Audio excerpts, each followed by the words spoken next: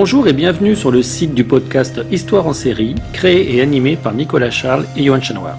Au programme, une analyse des séries d'hier, d'aujourd'hui et de demain par des spécialistes des questions mobilisées par nos shows préférés. Histoire en série, c'est le podcast qui met en relation histoire, sciences humaines et séries.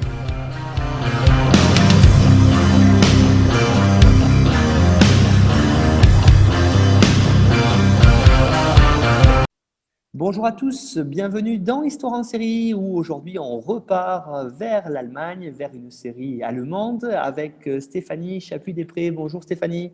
Bonjour.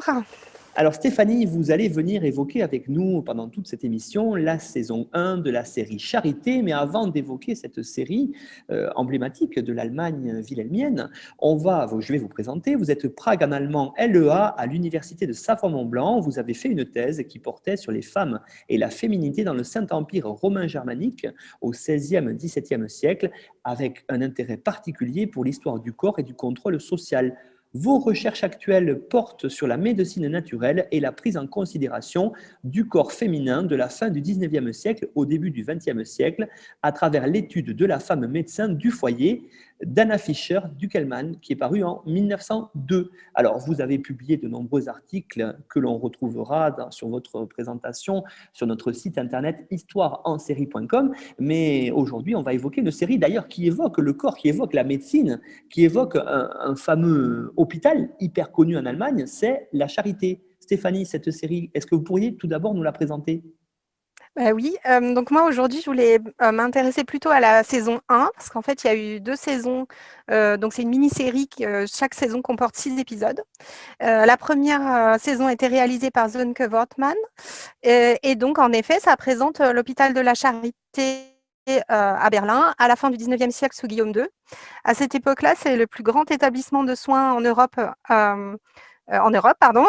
Et en fait, la vie de la Charité est mise en scène à travers la vie de Ida Lenze, une jeune femme qu'on voit arriver dans l'épisode 1 avec une crise d'appendicite, ce qui pouvait être fatal. On en reparlera peut-être tout à l'heure. Ça, c'est la saison 1. Et dans la saison 2, on va aborder la situation de la Charité sous le nazisme. La scénariste Dorothée Schön a été aidée par des experts pour écrire cette série, notamment par Karl Einröpel, qui est neurologue et directeur de la Charité, et Thomas Schnalke, qui est le directeur du musée de la médecine de Berlin. Et cette saison 1, elle a été tournée à Prague d'octobre 2015 à janvier 2016. Il faut souligner quand même que l'actrice principale est Alicia von Riedberg, qui est très connue et qui joue le rôle principal d'Ida Lenze. Pour continuer de présenter rapidement cette série, elle a eu 8 millions de téléspectateurs à sa sortie et elle a été diffusée pour la première fois par ARD et Netflix en Allemagne et en France par MyCanal et la chaîne Histoire. La série, elle a rencontré quelques critiques négatives puisqu'on lui a reproché d'aborder tous les détails de l'histoire de cette époque sans que ce soit toujours en lien direct avec l'intrigue. Je ne suis pas tellement d'accord avec cette remarque. On pourra en reparler au fur et à mesure de l'émission. On a dit aussi qu'elle condensait trop d'intrigues entremêlées, trop de drames. Mais elle a eu aussi des critiques très positives, notamment on a souligné le fait qu'elle montrait les progrès fulgurants de cette époque, comme l'invention de l'électricité, du téléphone, et surtout qu'elle mettait bien en scène la confiance aveugle de certains Allemands en l'empereur et le fatalisme des personnages. Et en fait, ce qui a été aussi bien apprécié, c'est l'attention qui était portée aux détails, comme les costumes des infirmières, par exemple, qui portent toujours des tenues immaculées dans la série, ce qui est une réalité historique, puisque la propreté était quelque chose de très important dans les hôpitaux dès cette époque-là. Je l'ai dit, Stéphanie, en introduction, c'est une série reflet de ce qu'on a appelé l'Allemagne wilhelmienne, cette Allemagne qui vient d'être créée quelques années auparavant, suite à la défaite française à Sedan et à la création de l'Empire en janvier 1871 dans la Galerie des Glaces de Versailles, œuvre du chancelier de Prusse, futur chancelier impérial Bismarck. On est véritablement dans cette Allemagne wilhelmienne, une Allemagne aussi quand même qui est encore très très marquée par des inégalités sociales et très importantes dans cette société d'avant la guerre de 14. Oui, en fait, c'est une société qui fonctionne sur un modèle hiérarchique très précis et militaire. Donc, il faut peut-être en dire quelques mots pour mieux la comprendre.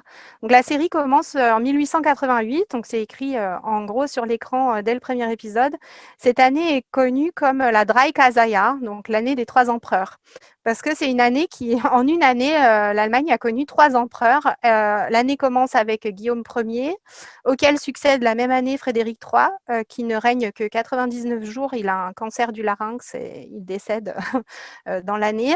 On en parle dans la série d'ailleurs, puisque les médecins débattent sur la manière dont il aurait fallu l'opérer. Et elle se termine avec Guillaume II. Et dans l'épisode 1, il y a quelqu'un qui crie Der Kaiser ist schon wieder tot. Ça veut dire l'empereur est de nouveau mort. Parce qu'en fait, comme les empereurs se succèdent, voilà. Il y a dans cette série une mise en scène de la révérence extrême des Allemands vis-à-vis de l'empereur, qui est une caractéristique très importante de cette époque. On s'intéresse beaucoup à sa santé, on a un immense respect pour la personne de l'empereur et pour la patrie parmi les étudiants et les infirmières. L'hôpital est en émoi avec la visite prévue du Kaiser, donc par Guillaume II, qui est à son arrivée est vue comme l'arrivée de la modernité dans l'Allemagne. Et le caractère de Guillaume II, qui est aussi montré dans la série, correspond à la réalité, c'est-à-dire c'est un empereur qui est vu comme vaniteux, grandiloquent, qui entend faire de l'Allemagne une très grande puissance européenne et mondiale.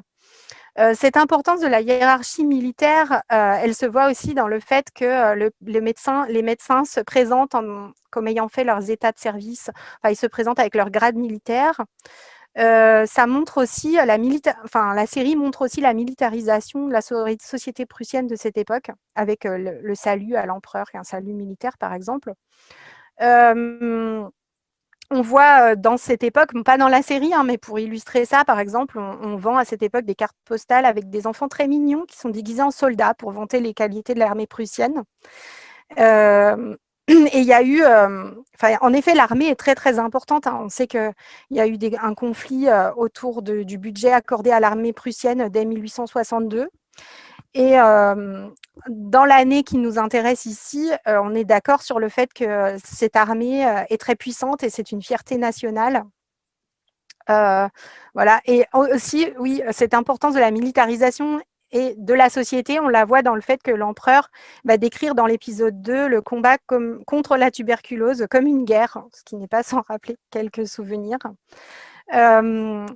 L'hôpital, en fait, va fonctionner comme un miroir de la société dans lequel il y a des inégalités très, très importantes. On voit, pour moi, c'est représentatif dans cet épisode où on voit un enfant qui meurt de la diphtérie à l'hôpital, car on lui a fait une trachéotomie, c'est un étudiant qui lui a pratiqué une trachéotomie alors qu'il ne maîtrisait pas vraiment le geste. Et en fait, on voit une fille de bourgeois qui a la même maladie et qui est sauvée par le médecin, que ses parents avaient fait appeler personnellement chez elle. Et le médecin va assurer un suivi de cet enfant. Et donc, cet enfant va s'en sortir là. Donc, on voit ces 2 enfants côte à côte.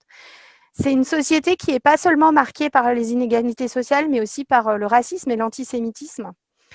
Concernant le racisme, on voit dans un des derniers épisodes de la première saison, un zoo humain au Tiergarten de Berlin. On appelait ça des Völkerschau.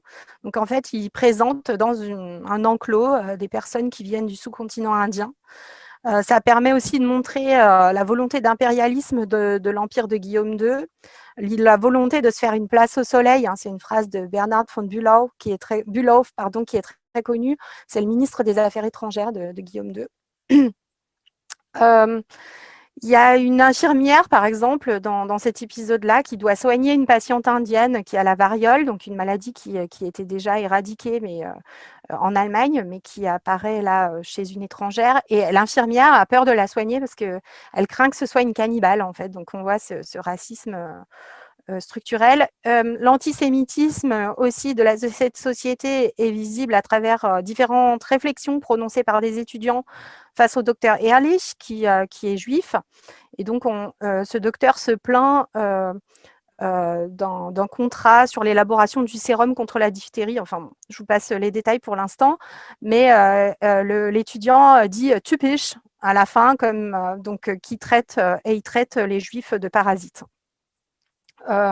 Dans la même idée, on voit que se développe à la fin du 19e siècle l'idée d'une supériorité de la race allemande aussi, ou de la race aryenne, comme ils disent dans la série, mais que ce n'est pas quelque chose qui est soutenu par tous les Allemands. Donc, il n'y a pas de généralisation qui est faite.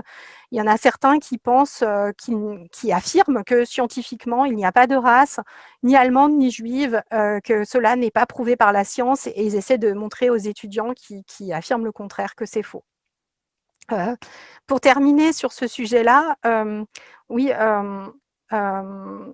cette série, je trouve, est assez nuancée sur le sujet. Enfin, on voit bien la montée de l'antisémitisme sur la fin du 19e siècle, et en même temps, le fait que voilà, certains Allemands, comme le recteur de l'université, par exemple, n'y adhèrent pas. C'est aussi cette série, j'ai trouvé très intéressante en la regardant parce qu'on voit bien aussi que l'Allemagne, depuis longtemps d'ailleurs, mais particulièrement au 19e siècle, j'allais dire une société où les étudiants tiennent un rôle important par rapport à l'université, les universités allemandes, notamment avec ces associations d'étudiants, ces fameuses Burschenschaften, qui ont été pendant longtemps à la pointe d'ailleurs du combat nationaliste allemand dans les années 1820 à 1840. Et qui continue d'ailleurs après. Ça, on peut l'appréhender ici, ce rôle majeur, vous avez commencé à l'évoquer, de ces étudiants-là, qui montrent d'ailleurs la fécondité de la recherche allemande, marquée à cette époque-là, notamment par le fameux Koch qui a travaillé sur la tuberculose, dont aujourd'hui l'Institut national allemand porte le nom. Oui, peut-être je peux m'arrêter quelques minutes sur les Burschenschaften qu'on voit apparaître dans la série. Donc, c'était des associations d'étudiants, comme vous l'avez dit, qui portaient des uniformes, en fait, et qui, dans ces associations d'étudiants, il y avait une sorte de culte de la virilité avec des duels à l'épée qui étaient vus comme des rites initiatiques. Donc, on voit dans la série un des étudiants qui va faire ce duel. Et le but était d'avoir des Schmisse. Donc, les Schmisse, c'est des cicatrices sur la joue pour montrer son appartenance à une Burschenschaft et montrer sa capacité à combattre.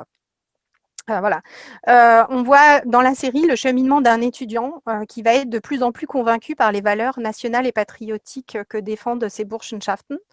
Et on voit aussi se dessiner un glissement progressif au sein des Burschenschaften. En fait, au début du 19e siècle, ces associations d'étudiants, elles étaient vraiment porteuses d'idées libérales et modernes, de démocratie et de patriotisme, et ils voulaient aller vers une forme d'unité allemande. Et au fur et à mesure, jusqu'au début du XXe siècle, ces valeurs patriotiques, elles restent dans les Burschenschaften. Il y a une fierté nationale, mais en fait, elles sont de plus en plus teintées d'antisémitisme et de xénophobie, en fait, parmi ces étudiants-là. Il faut savoir aussi que, en fait, comme vous dites, la population d'étudiantes a été vraiment une population importante dans l'Allemagne wilhelminienne, puisque les universités allemandes avaient une très très bonne réputation, et permettaient d'attirer un nombre croissant de bacheliers, puisque les coûts de l'université étaient assez bas en Allemagne, en fait. Il y avait aussi tout un système de bourses qui permettait d'attirer de nombreux étudiants. Et donc, c'est un groupe qui a une importance, en termes de quantité, mais qui a aussi une importance politique et sociale. Et ça, on le voit bien dans la série. Stéphanie, vous venez d'évoquer quelque chose de très important à l'instant aussi, qu'on voit bien dans cette série, c'est l'évolution politique de l'Allemagne à cette époque-là, qui est différenciée de l'évolution de ce qu'il y a en France d'ailleurs, notamment avec la politique mise en place par Bismarck, politique tournée à certaines parties pour éviter l'importance du SPD, le plus ancien parti socialiste au monde. Cette politique sociale, ça apparaît très bien dans la série. Oui, tout à fait. On voit, je pense que c'est peut-être aussi une des critiques qui a été faite parce que quand on dit qu'on essaie d'aborder toutes les facettes de l'histoire de l'Allemagne wilhelminienne dans cette série, on voit apparaître, je pense que je crois que c'est dès l'épisode 2, une infirmière social-démocrate. Donc c'est une infirmière qui va critiquer les conditions de travail à l'hôpital, qui va essayer de motiver les autres infirmières à se défendre contre voilà, des conditions de travail qui sont très difficiles, qui sont insupportables pour elles. Et en fait, cette infirmière social-démocrate est un personnage secondaire et donc qui permet de montrer aussi justement les problèmes rencontrés par cette société avec les partis sociaux-démocrates. Notamment, il faut rappeler aussi que donc là, on se trouve en 1888 et pendant la période où Bismarck avait voté ses Sozialistengesetze, donc les lois antisocialistes. Donc elles ont été votées en 1875 et puis annulées en 1891. Donc là, on est en plein dans l'interdiction de ces partis-là. Je dis ces partis parce qu'en fait, il y avait le parti social-démocrate, mais aussi toutes les associations qui tournaient autour, les syndicats. Donc ces groupes ont interdiction de se rassembler, interdiction de produire des écrits aussi socialistes. Il y a des descentes de police pour arrêter les sociaux-démocrates. Donc on le voit dès l'épisode 4 en fait, parce que l'infirmière a été connue, on ne sait pas trop comment, mais la police vient la chercher à l'hôpital et elle est défendue par ses camarades, enfin ses collègues. Cette infirmière diffuse le journal Vorwärts, donc on le voit, qui veut dire en avant, et on le voit dans la série, le journal.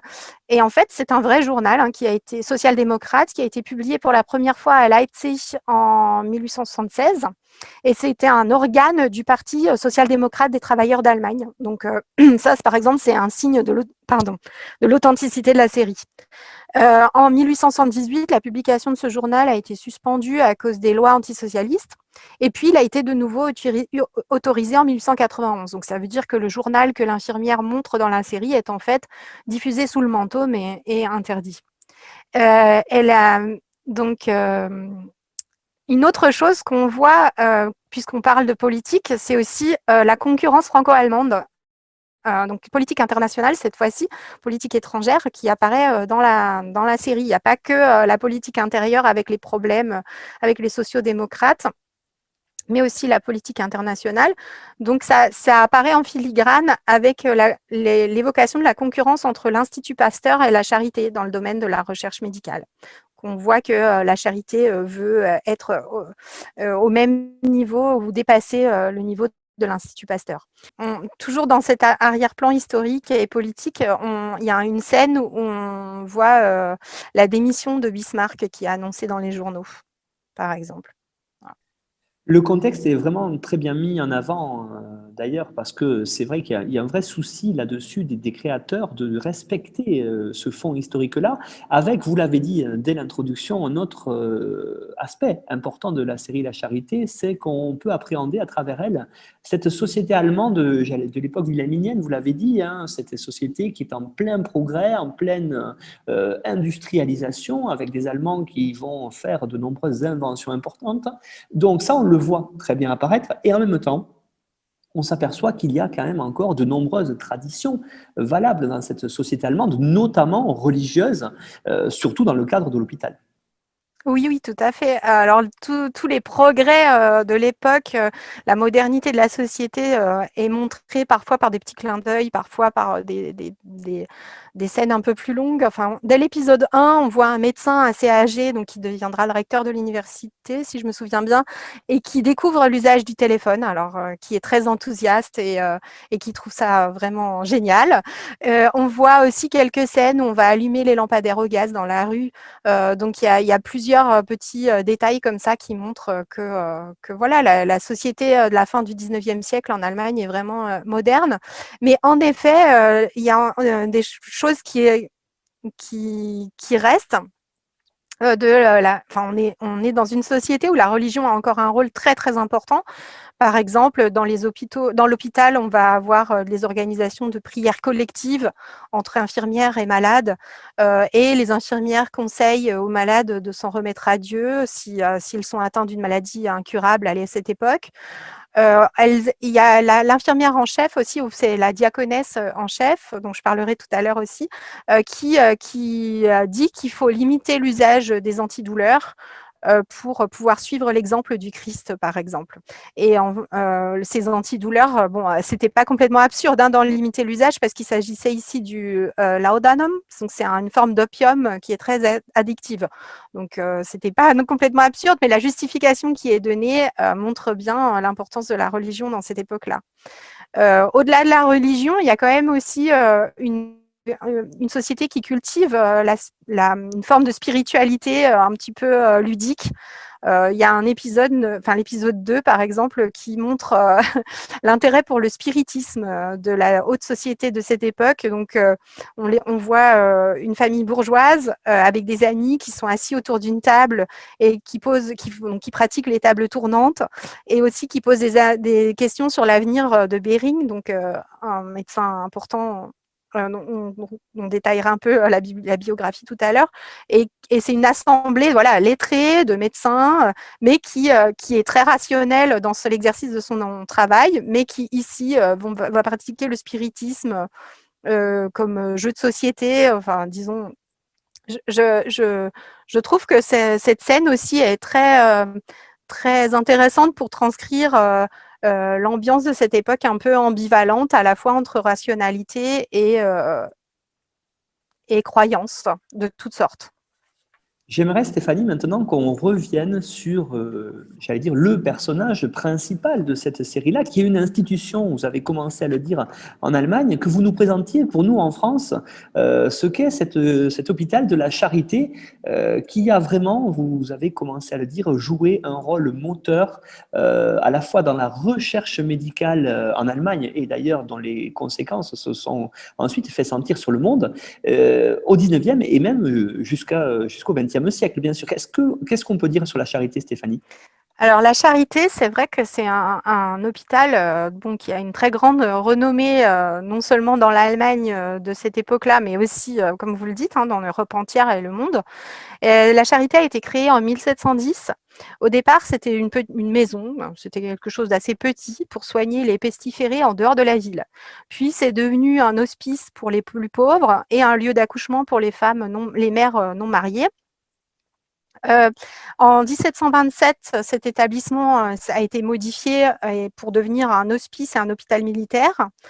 Et on lui a accordé de plus en plus de moyens financiers, d'abord par Frédéric Guillaume Ier, donc Friedrich Wilhelm der Erste. Et chaque patient, par exemple, disposait de son propre lit. Donc, ce n'est pas le cas dans tous les hôpitaux européens de cette époque-là. Jusqu'en 1798, c'est un hôpital qui accueille les plus pauvres. C'est l'hôpital de la ville et c'est déjà un lieu de formation pour les médecins militaires. C'est devenu l'Institut Frédéric Guillaume Kaiser Wilhelm Akademie für das militärärztliche Bildungswesen en 1895. C'est une académie qui a été vraiment financée par Guillaume II pour la formation des médecins militaires. Tout au long du 19e siècle, il y a de plus en plus de cliniques qui vont se rattacher à la Charité, donc cliniques d'ophtalmologie, de gynécologie par exemple. Et ça avait été, oui, je vous l'ai déjà dit, ça a été déjà nommé hôpital universitaire en 1810.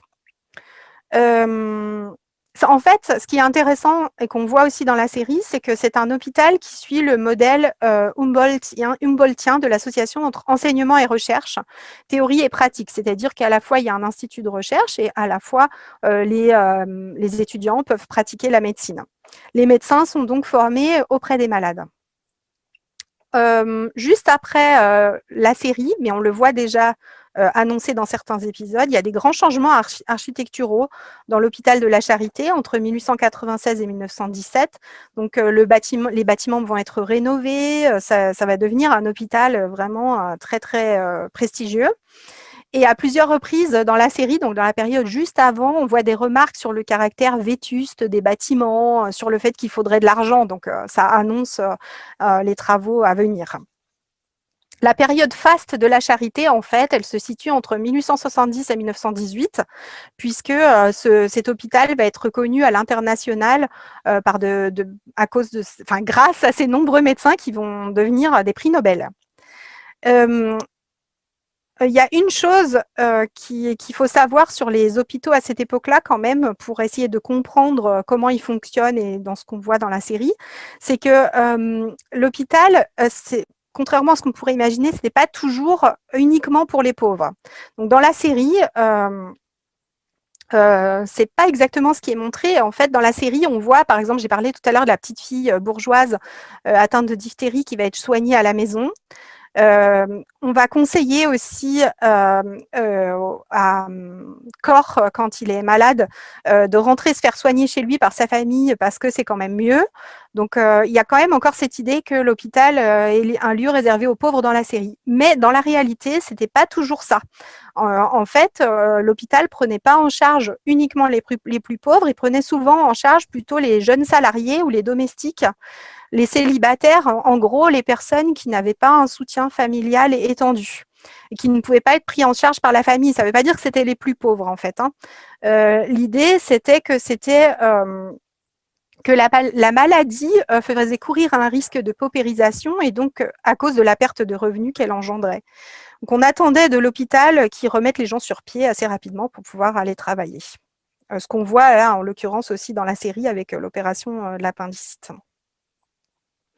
Voilà. Et en fait, c'est au fur et à mesure du 19e siècle, vers la fin du 19e siècle, où on va voir l'hôpital qui va accueillir aussi des personnes plus aisées. Mais dans la série, c'est pas flagrant, ça, c'est pas vraiment montré. Il faut savoir que l'hôpital la charité suivait des principes hygiénistes. J'ai déjà parlé des tenues impeccables des infirmières, qui est une réalité historique. C'est un des conseillers de la série l'a dit dans une interview. Et en fait, on voit aussi que certes, les malades dorment tous ensemble dans des dortoirs, ce qui n'est pas forcément on le sait aujourd'hui, très bon en termes de contagion. Mais par contre, chaque malade a quand même son propre lit. Les infirmières changent régulièrement les draps, les médecins se lavent les mains avant de toucher les malades. Enfin, on voit quand même que les principes hygiénistes font leur entrée à l'hôpital. Et dans une singularité qu'on a pu voir ici dans la série, c'est que quand certains malades n'avaient pas l'argent pour payer les soins, ils devaient rester dans l'hôpital, donc et s'y rendre utile, en fait. C'est le cas d'Ida Lenze, qui, après son opération de l'appendicite, ne peut pas payer les soins et donc se retrouve infirmière dans l'hôpital. Stéphanie, on devrait maintenant peut-être rentrer véritablement dans ces progrès de la médecine qui sont bien mis en avant ici dans cette série-là, et en particulier parler du personnage de Cor, alors de Coq, comme on dit tout à l'heure à la française, personnage connu mondialement pour son fameux bacille, c'est-à-dire qu'il a travaillé sur une maladie qui était véritablement, on est dans une période de pandémie aujourd'hui, mais qui était véritablement très ravageuse à l'époque, c'est la tuberculose. Oui, alors Cor, moi je l'appelle comme ça, Robert Cor, mais lui, il est évidemment très très important pour l'histoire de la médecine. Il a obtenu un prix Nobel en 1905 seulement, parce qu'on va voir que son histoire commence bien avant. Il a fait des recherches sur la tuberculose, qui était considérée évidemment à cette époque comme essentielle, puisqu'un Allemand sur 7 en mourait. Et c'est un personnage historique, un des personnages historiques principaux de la série. Parce qu'il a découvert les agents pathogènes de la tuberculose et du choléra, évidemment, mais aussi parce que sa vie a un côté un peu romanesque. Et en fait, déjà, pour remettre un peu dans le contexte, il a eu ce prix Nobel à cause de ses découvertes sur le choléra, pas sur la tuberculose.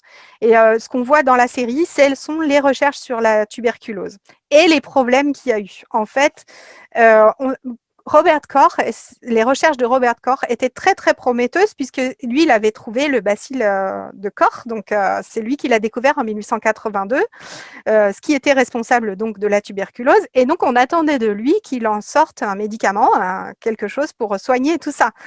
Guillaume II a vraiment l'espoir que Koch trouve une solution et lui promet la création du Robert Koch Institute dès l'épisode 2. Koch, lui, invente donc la tuberculine. On ne sait pas ce qu'il y a dedans à cette époque-là. Et il pense qu'il peut soigner les gens avec ce médicament. Et on voit que les tests n'étaient pas très encadrés de manière éthique. Les études étaient réalisées sans forcément suivre toujours un protocole très précis. Et donc, Koch décide de tester la tuberculine sur lui-même. Et sur sa compagne, sa nouvelle compagne. Alors, il a des problèmes dans son foyer et il a fini par divorcer de sa première femme et s'est remarié avec une actrice. Sa compagne, elle est volontaire, elle l'admire beaucoup pour ses résultats de recherche et donc accepte d'être testée, d'être cobaye humain. En fait, il n'était pas malade, il n'avait pas la tuberculose et il décide de voir si ce médicament n'a pas d'effet secondaire grave. Donc, ils sont très malades tous les deux après ça, enfin, ils se sentent pas très bien et en fait, ils finissent par s'en sortir. Donc, ils se disent, ça doit marcher. Alors, ils testent la tuberculine sur une malade à la demande d'Ida Lenze, qui a une amie très chère qui est atteinte de la tuberculose. Donc, elle est traitée par la tuberculine et en fait, arrivent les premiers échecs. C'est-à-dire que cette tuberculine ne fonctionne pas du tout. Et voir, selon ce que dit Rudolf Virchow, donc, qui est le recteur de l'université qui pratique des autopsies sur les personnes traitées par la tuberculine et qui finissent par décéder, la tuberculine accélérerait même le décès, l'arrivée du décès. Donc, ce traitement qui était dépeint comme un traitement miracle par Robert Koch et son entourage n'est finalement pas de fondement scientifique. En fait, il s'est avéré après que c'était juste le bacille de la tuberculose dans de la glycérine. Donc, il y a eu une désillusion mondiale concernant ce traitement.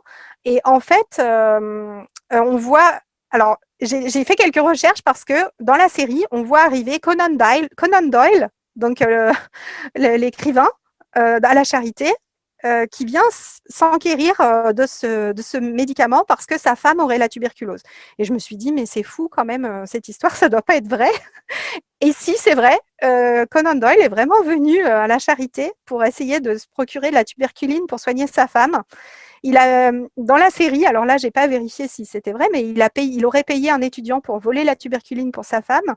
Et il aurait découvert que ce médicament ne servait à rien, puisqu'il n'a pas soigné son épouse, et donc a dénoncé internationalement la tromperie de Robert Koch, qui en fait n'était pas une tromperie vraiment volontaire, mais il s'est avéré que cette tuberculine ne marchait pas pour soigner. Mais on s'en sert encore aujourd'hui pour dépister la tuberculose. Donc elle avait quand même une utilité, mais elle n'a pas réussi à soigner. Ce n'était pas le médicament miracle attendu. Autre maladie qui s'est développée véritablement à cette époque-là, qui faisait beaucoup de morts et dont la médecine a fortement progressé grâce aux travaux de la Charité, vous l'avez évoqué tout à l'heure à travers l'exemple de la petite fille bourgeoise, c'est la diphtérie, maladie aujourd'hui quasiment bien sûr disparue à cause des vaccins, mais qui à l'époque faisait de vrais ravages dans toutes les classes sociales de la population. Oui, alors la question de la diphtérie, elle est abordée à travers le portrait d'un autre médecin qui est Emil Adolph von Behring, qui travaille à la Charité depuis 1874 et qui s'intéresse, lui, à la diphtérie et au tétanos. Alors, il a gagné le prix Nobel, le premier prix Nobel de physiologie et de médecine pour ses médicaments contre la diphtérie avant Koch, qu'il a élaboré en fait un sérum, on voit ça dans la série, un sérum pour soigner la diphtérie avec justement un médecin japonais qui s'appelle Kitasato Shibaburo et qu'on voit aussi dans la série. Il avait essayé, quelques années plus tard, en 1913, il a essayé de faire un vaccin contre la diphtérie qui malheureusement n'a pas marché.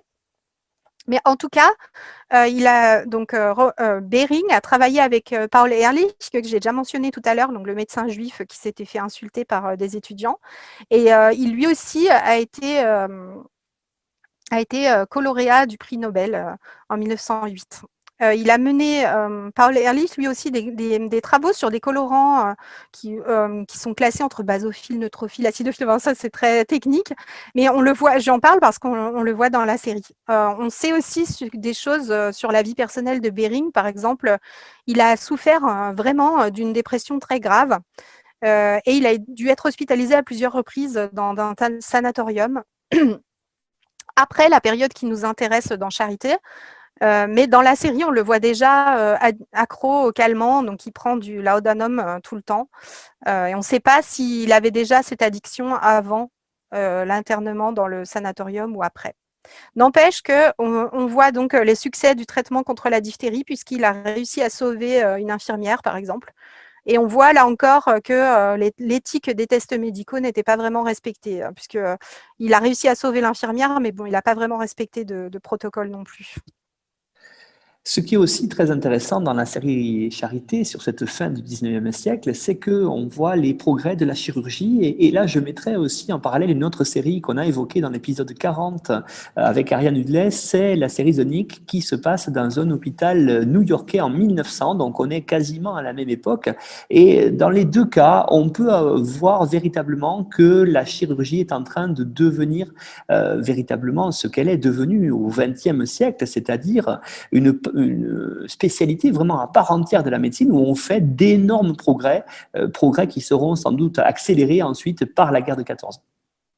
Oui, le premier progrès qu'on voit, c'est vraiment le fait que l'opération de l'appendicite devienne une opération de routine. Ça, c'est vraiment la chose la plus marquante, je crois, dans cette série, puisqu'on commence avec le premier épisode avec cette opération. Donc c'est une opération qui existait déjà depuis longtemps, depuis le XVIIIe siècle, mais en fait la technique s'est améliorée suite à des recherches américaines sur le sujet. On utilise aussi l'anesthésie. On voit que c'est devenu une opération qui réussit de mieux en mieux.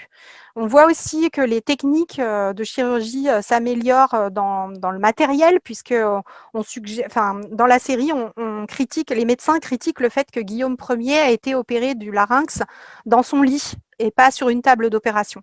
Donc, on voit que on commence à professionnaliser aussi le travail du chirurgien.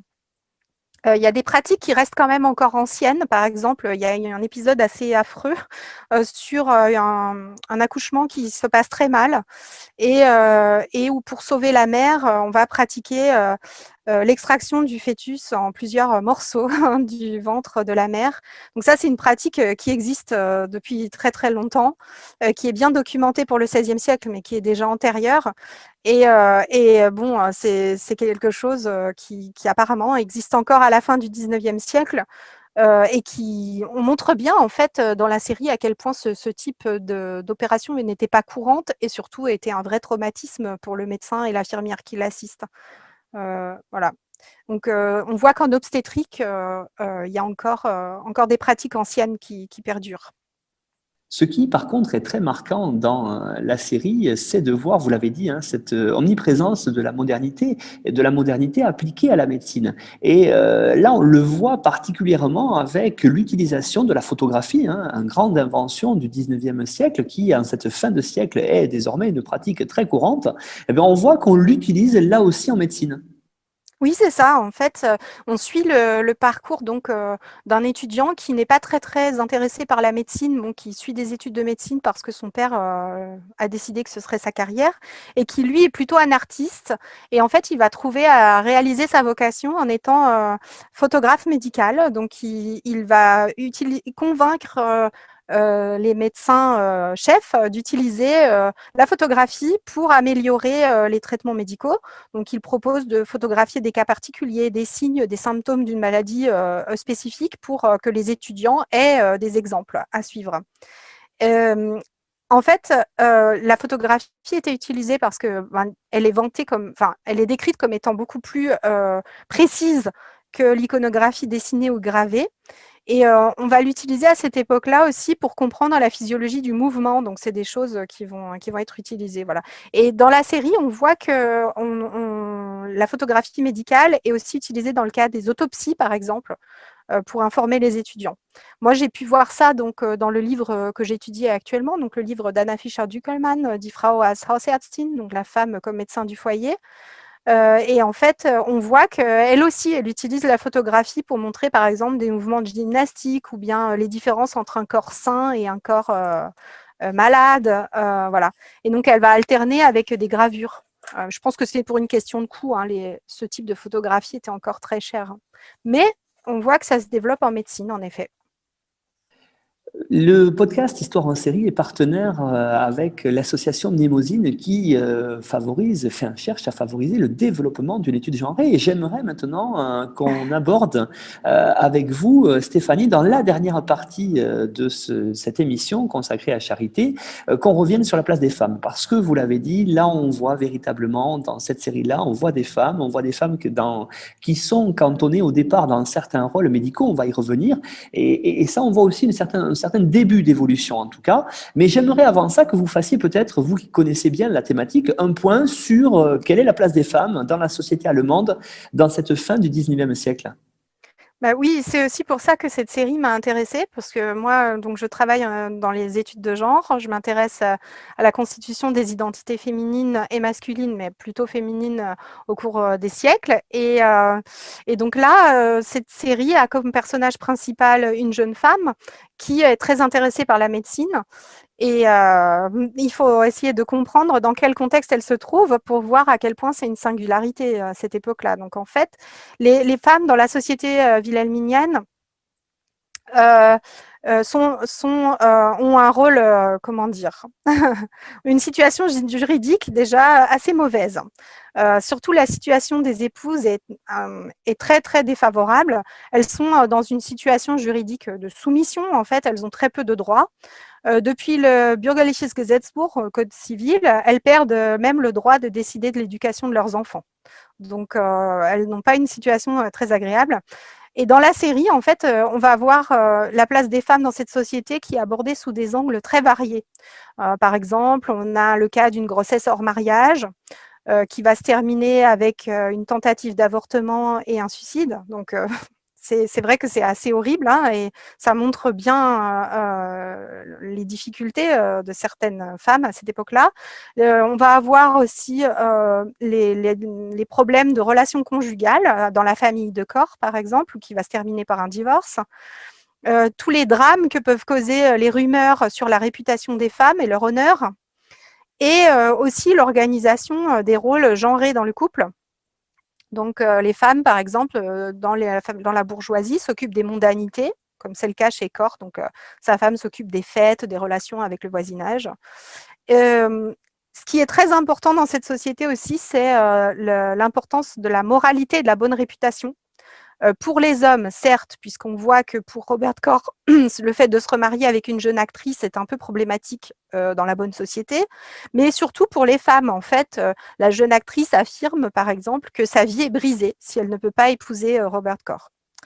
Au niveau de la réputation, on voit aussi le problème que pourraient causer des relations lesbiennes, puisqu'il y a la diaconesse Teresa, celle qui va décéder de la tuberculose. Elle a des grosses difficultés parce qu'elle est lesbienne, en fait, et elle ne sait pas ce que c'est. Hein, il n'y a pas de mots vraiment pour décrire ça. À cette époque-là, ce n'est pas très clair. Et en tout cas, ce qu'elle sait, c'est que si elle avoue sa sexualité, elle risque d'aller en enfer. Et donc, quand elle est atteinte de la tuberculose, elle a très peur. Donc, on voit que la situation des femmes, en général, est assez difficile. À la fin du 19e siècle, leur place dans la société allemande est vraiment une place peu enviable, je dirais. Et pour l'organisation, Stéphanie, de l'hôpital, ça se passe comment? Vous avez évoqué des médecins, donc si on vous suit, c'est plutôt des hommes, et vous avez évoqué ces fameuses diaconesses dans cet hôpital-là. Oui. Alors, est-ce que vous pourriez en dire peut-être pour les auditeurs un peu plus sur ce fonctionnement médical qui était relativement typique, hein, de cette époque-là? Oui, alors, donc, en effet, les hommes sont des médecins dans l'hôpital. Bon, il y a aussi d'autres hommes qui ont d'autres rôles, hein. On a un concierge, on a, bon, les médecins sont tous des hommes. Peut-être le formuler comme ça. Ils ont clairement la direction de l'hôpital et les femmes sont là pour aider et obéir aux ordres des médecins. Au début de l'épisode 1, par exemple, on valorise beaucoup le rôle des médecins hommes, puisque le médecin demande la prescription d'antidouleurs et apparaît comme incarnation du progrès face à la mère diaconesse qui, elle, par exemple, veut limiter ses antidouleurs, comme je l'ai dit tout à l'heure, pour suivre l'exemple du Christ. Donc on a les médecins et en dessous, dans la pyramide de l'hôpital, on va avoir 2 groupes de femmes qui portent chacune des uniformes différents, les diaconesses et les infirmières. Donc les infirmières sont des jeunes femmes, je dis jeunes parce qu'en fait, elles sont toutes assez jeunes hein, dans la série, qui vont avoir un rôle médical. Et les diaconesses, ce sont d'autres jeunes femmes qui sont formées au métier d'infirmière à la Charité, qui sont en fait un groupe de jeunes de protestantes et qui ont une tenue qui rappelle un petit peu les religieuses catholiques, mais elles n'ont pas le même statut. En fait, elles ne formulent pas de vœux. Il n'est pas exigé qu'elles restent célibataires, mais de fait, beaucoup restent célibataires et elles vivent en communauté. C'est un ordre, hein, en fait, et elles sont ici à la Charité, ce sont les diaconesses de Kaiserswerth qui y travaillent. Donc, et on voit qu'elles habitent sur place toutes ensemble. Voilà. Donc et leur rôle, pardon, je voulais préciser, c'est un rôle médical, donc elles sont capables d'apporter des soins aux malades, mais aussi un rôle de pastoral, donc elles vont aller apporter du réconfort et apporter la parole de Dieu aux malades. Et pourtant, on voit bien, malgré cette ultra-domination des hommes dans le rôle de médecin, on voit à travers cette série que les premières femmes commencent à cette époque-là à devenir médecins à travers le personnage de Ida dans la série. Oui, c'est ça. En fait, Ida Lenze, donc c'est un personnage fictif. Hein. Elle, contrairement aux médecins qui sont cités dans la série, n'a pas existé. Mais je me suis dit que peut-être c'était une référence à la première femme allemande à avoir eu le Staatsexamen à Halle. Donc, Staatsexamen, c'était pour devenir médecin. Et qui s'appelait Ida Desmorts. Donc, si ça se trouve, c'est une petite référence à ce vrai personnage qui a existé. Ida Desmorts, elle était spécialisée en maladies infantiles et en gynécologie, comme bon nombre de femmes qui voulaient faire de la médecine à cette époque-là. Et elle avait défendu sa thèse en 1901. Donc, elle avait d'abord passé son examen en Suisse, puisque c'était interdit pour les femmes d'étudier la médecine en Allemagne. Et ensuite, elle a ouvert un cabinet à Dresde et puis a déménagé à Munich. Enfin bon. Ce qu'il faut retenir, c'est qu'en fait, on n'attend pas des femmes en Allemagne à cette époque-là qu'elles s'intéressent à la médecine.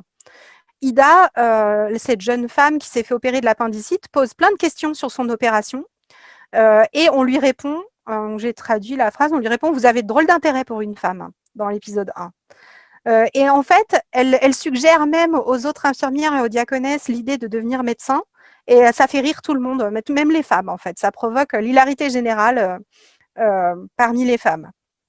Les cours de médecine, même les cours d'obstétrique, étaient interdits aux femmes à la Charité.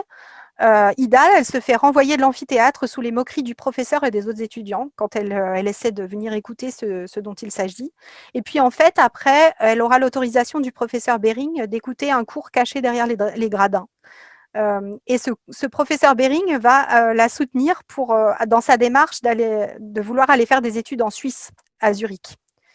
Je vais en reparler dans quelques minutes. Juste, je voulais dire d'abord que, en fait, les femmes, elles ont d'abord été autorisées à assister aux cours comme auditrices libres en Allemagne en 1896-97. Donc, elles ne pouvaient pas valider leur diplôme, mais elles pouvaient venir écouter les cours. Elles viennent généralement, ces femmes qui viennent écouter les cours en auditrices libres de milieux éduqués, bien sûr, et souvent leurs pères sont médecins. Donc, pour la Suisse, à l'épisode 5, Ida décide de partir étudier la médecine en Suisse. elle a besoin parce qu'en Suisse, c'était autorisé. Hein, c'était un des rares pays, un des rares pays, non.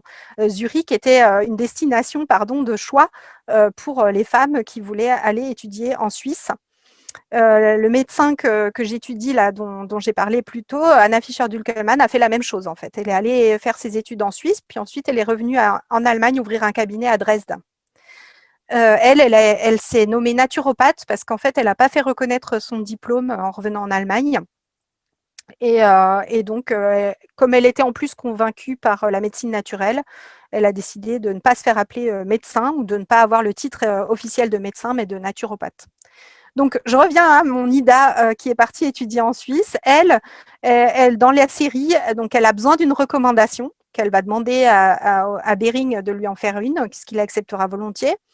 Et elle choisit, donc en cela, elle est une rebelle aussi, elle choisit de ne pas épouser d'homme qui refuserait de la laisser partir faire ses études en Suisse.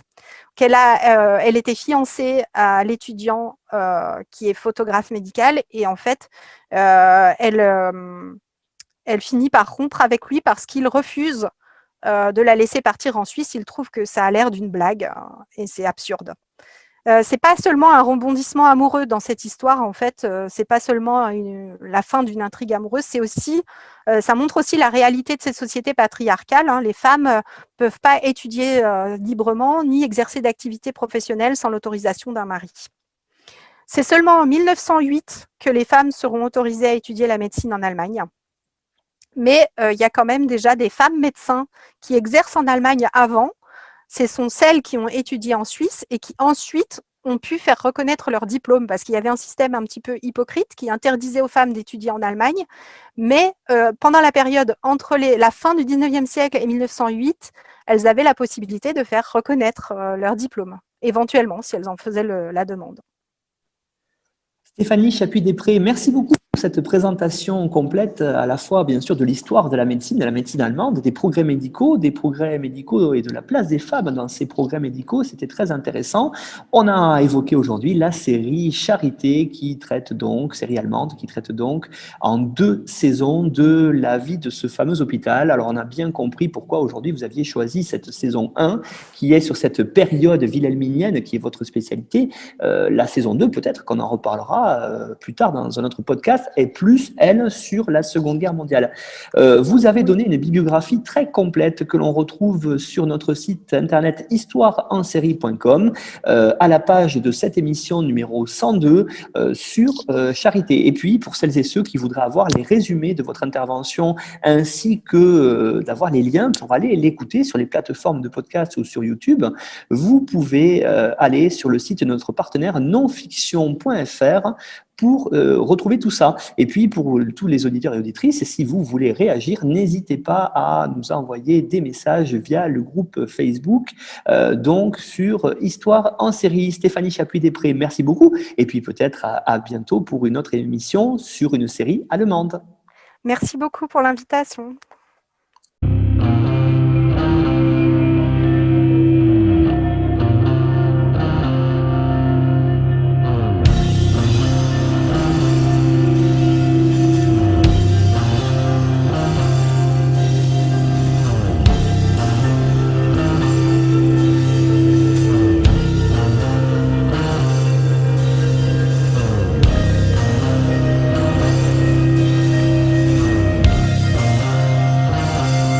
Retrouvez-nous sur Twitter @Histoire en série pour connaître le programme à venir ainsi que des conseils bibliographiques.